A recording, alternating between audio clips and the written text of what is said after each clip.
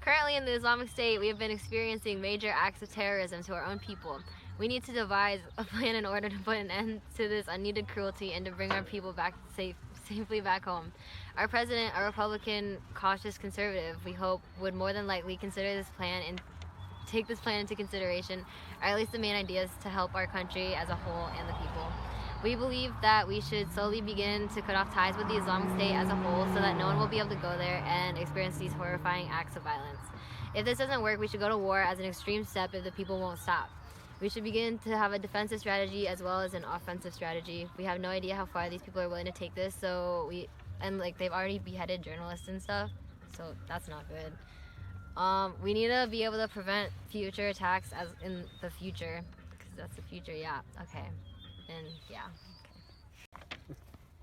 The first step is for us to stop our people from traveling and going over to the Islamic State. In order to protect the innocents first, with pulling our people out and stopping them from going over there, this will lower the risk of the innocents getting hurt.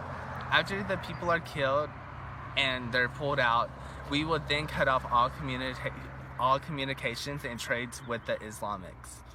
To take precautions of not being involved with stopping trade, we would also stop trading goods such as food, money, and etc., and vice versa. Cutting trade would be a non-violent approach, but if this doesn't work, we will move to the defensive side. Because we don't want to engage in a war as defense, we would step up our security at large events and in Washington, D.C., where there's massive people.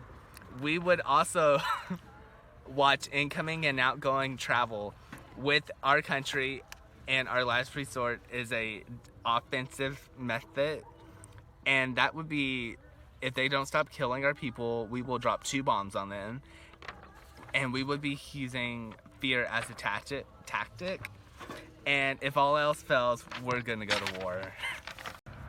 As the White House Chief of Staff, my duty is to protect the interests of the President, and the President's interest is to not go to war unless it's absolutely necessary. As mentioned before, we plan to isolate the Islamic State. If they do not invade American territory, we can remain still. We wish to not engage in foreign wars. However, we must be prepared if attacked on American soil. If this does happen, we have no choice but to break war. Since soft targets have been a huge attraction towards the violent attacks by ISIS, we want to enlarge the security where citizens could be at risk.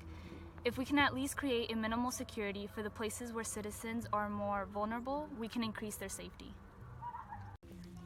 If we're gonna cut off our communication with Iraq, some people will not agree with the decision. This could be lead to rioting in the United States. This could also lead to some approval since many people don't agree with the war in Iraq. Nonetheless, I think the Iraqi government will not agree with our proposal to cut all the communication. Our war is with the radical insurgents, not necessarily with the government itself. But if we still have communication to Iraq, they still going to kill American people in their country and ours. It's best to simply pull out all troops and cut all communication and leave the fighting to whoever remains. If there was rioting and out-of-control threats in the United States, that's when the Homeland Security or National Guard would step in. The role is to identify the situation and decide which organization would be more appropriate to call the action. To identify and threat value a situation, then dispatch determined organizations for each role. For example, if there were to be a threat in an airport, the TSA or Transportation Security Agency would be responding, or if needed, Homeland Security. That's our last resort. Wait, so what's like the issues going on?